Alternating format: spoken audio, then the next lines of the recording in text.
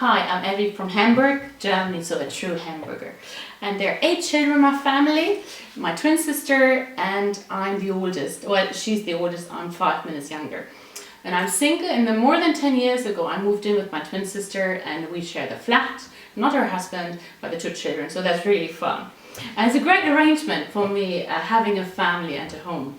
Sometimes I empty the fridge, but beside that we share a lot of things in common. Actually, I think I'm the best auntie. I have 2 nieces I live with, and so that's really fun. But then there are even more than like 12 nieces and nephews in my family, so I really, really love it. God caught me when I was 10 years old. That was actually in Berlin in the Olympic Stadium where I gave my life to Jesus, and that was like a dream come true. I saw so many people become Christians at the same time, and the big vision of reaching the world was just, you know, illuminating. So I thought, I want to be part of that. I want to be part of changing Europe. So I felt like God has given me that big passion and heart for our continent we live on. So I said, this is where I want to invest my time, my energy, my resources. My dream in life is to mobilize a young generation of Europeans to live a missionary lifestyle.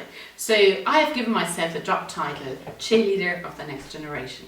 But what I first needed to do was to get cross-cultural experiences all across the world. And so I had the great privilege of studying missions and theology in the Netherlands. Later on I went a year to Africa, I worked with an Indian mission, did some stuff in China, and that all just to help me to blow up my mind of what God can do and how he builds his kingdom across the world.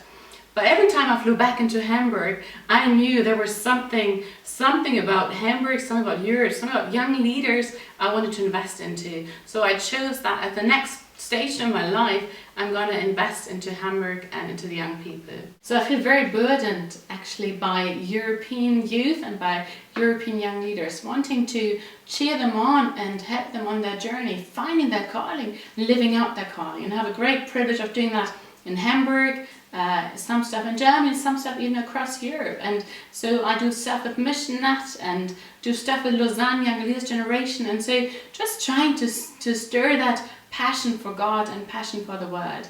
And next to that, being involved there, I'm also part-time working in a Hamburg aluminium factory. So how do I stay on track? I've got a very full schedule. There are so many things to do, and I need to plan very wisely how I use all these hours. And I want to stay on track. I want to follow the calling God has given me, and I not just want to be determined by the needs or requests of others. One thing I learned in Africa, well, that was the very painful experience, but a life-changing experience, was what is grace all about. There's so much to learn that is not about doing, but about being with God. And I remember I was there in Africa, first day, and I thought some mosquitoes chose me as the object, and so I got malaria very, very badly. And I was in bed for weeks and months, and I had no energy, and I was here trying to save the Africans, and the only thing I could do was nothing, couldn't even save myself. So I realized actually in that period that God used it. There was an American missionary lady who came so often to my bed, and she sang songs of grace over my life.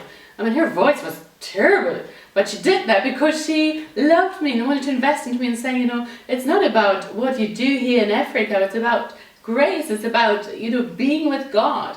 And at the end of my time, one of my Muslim friends who I got very close to became a Christian. And he said, you know, I saw the God at work and I want to have this God as well. So I thought, well, this is amazing. Why would he choose that when he sees me so miserable? He said it's about the grace I saw. Having experienced, you know, what grace is and what it means for me, I thought about, you know, how do I get my energy? How do I fill my tank? What is important to me?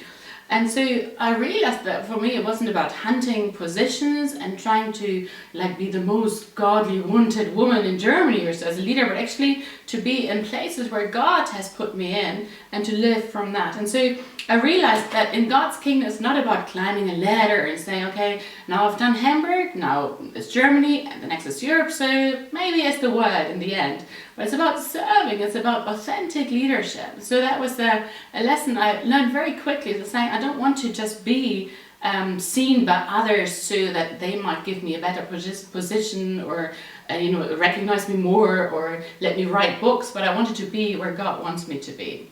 And there are some principles which guide me in that journey. One is that I want to be thankful for my life, thankful for what I have, thankful for friends and family, for things I don't have, for things yet to come.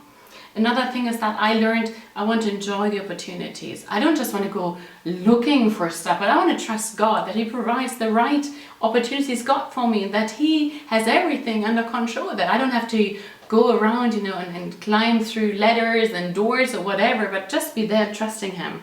And I realized that when I'm driving the car, God can stir me. But if I'm not, in a motion of saying I'm going to, just wait and see what God does, actually nothing happens. But I want to be where God, that God can actually stir my wheel and say, actually more than that, stir my wheel and say, this is where I want you next. Use these opportunities. One thing I'm always asking myself is, how can I develop myself? What are the opportunities out there? What are the things I can learn? What are skills I could do? What is the language I could start learning? So my coach always says, don't just wait for the opportunities, prepare for the opportunities. So look what is around you and use whatever God has put in front of you. And there's also another thing. I'm always asking myself, how can I beat fear in my life? There are loads of ways I sometimes feel insecure and insignificant, and stuff, is looking at me and like, whoa, you're not wanted, you're not good enough. And saying, how can I actually conquer fear? And one of the mottos in my life is never say no because of fear. So never say no because of fear, because I don't want to be bound by my own limitations, by my own insecurities, but I want to be where God wants me to be. And He has bigger plans often than I ever have of myself. Another way of regaining my energy when I'm very busy is just having time with family and friends. It's just sitting down there having a good cup of Earl Grey tea and just be. For them it doesn't matter where I have just been, conferences I spoke at, or articles I wrote. For them it's just about being, and you're just one of us.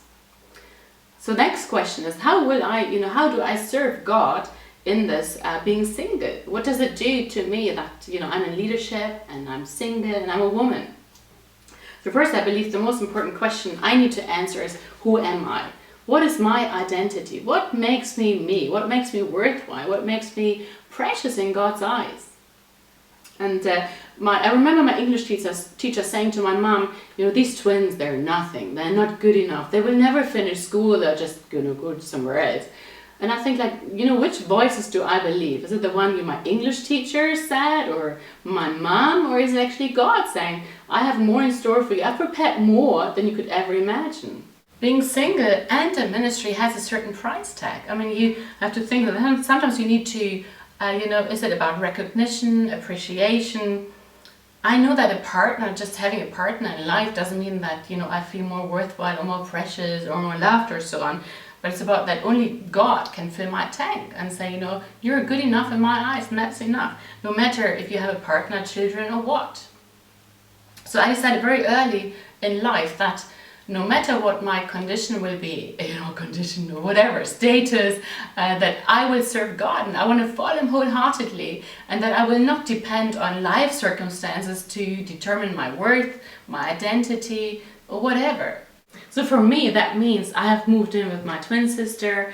I have a car, which maybe for some is not the highest standard. I live very simple. I have a minimized lifestyle. I have less money because I don't work full-time in the ministry or full-time in the company. I just want to give whatever I have for God's glory and build His kingdom. There's so many opportunities. I know that many people, they look at life and they're somehow disappointed, but I feel like, I invest into young people and I get so much love and appreciation back, from that. I think, if Mother's Day comes around, for us that's in May, I think I'm going to celebrate that, as I've done for the last years, because I feel, there's so many children out there in Europe I can invest into, I can love and care for. So why should I just be, because I'm single, not celebrate it? I have all reasons to celebrate it. When days come around and I struggle, then I go and try and be with family members and with friends and just share my heart, be honest about the pain I experience. I don't like to, hide things under the carpet or in my own heart, but I want to be transparent also about my pain as well as about my joys. Knowing that God has called me and that He has blessed me makes the biggest difference in my life.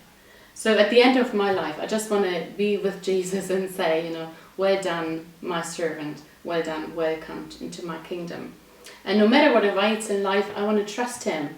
I want to give him my fears and my insecurities and say, here I am, and just, Lord, just use me.